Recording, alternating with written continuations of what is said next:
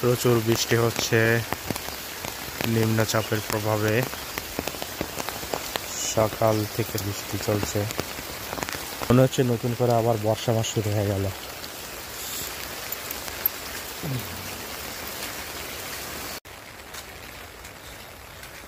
রাস্তাঘাট ফাঁকা, বৃষ্টি অনেকের উপকার হচ্ছে আজকে বৃষ্টি হওয়াতে, কিন্তু এই যে ধানি ফসলগুলো যেগুলো পাকে গেছে আর কি, ধান ক্ষেতের ধানগুলোর ক্ষতি হয়ে যাবে।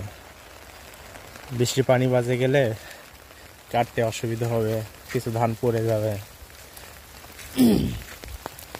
আর আল্লাহ না করুক উপকূলে যে নিম্নচাপের ফলে যে ঘূর্ণিঝড়, সম্ভবত ঘূর্ণিঝড়ের নাম মন্থা, এই ঘূর্ণিঝড়ের প্রভাব, কিন্তু ঘূর্ণিঝড়টা এইদিকে চলে আসলে আসলে অনেকের ক্ষতি হয়ে যাবে। যে পাকা ধানগুলো আছে খেতে, পাকা ফসল ধানগুলো সব পড়ে যাবে। যাই হোক, রাস্তাঘাট ফাঁকা একদম, কোনো মানুষের চলাচল নাই। এখন সকাল 9টা বাজে। দেখেন এখানে ধান অলরেডি পড়ে গেছে। অনেক ধানই ক্ষতি হয়ে যাবে আর কি।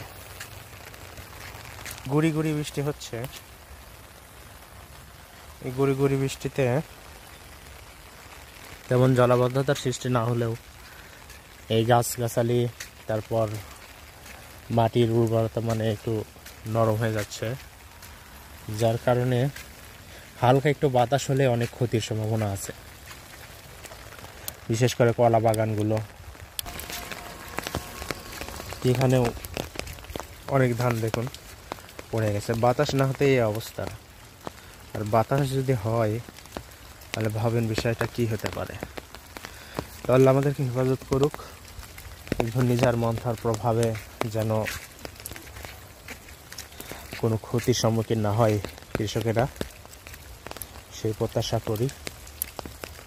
সবার জন্য শুভকামনা। ভালো থাকবেন। আসসালামু আলাইকুম রহমতুল্লাহ।